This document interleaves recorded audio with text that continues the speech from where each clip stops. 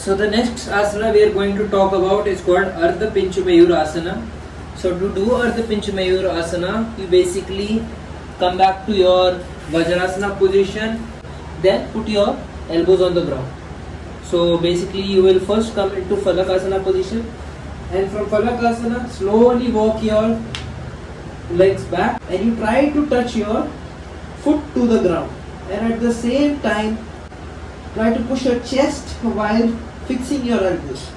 So this will extend your shoulders, this will extend your arms, this will extend your back, your hamstrings, your ankles, everything else.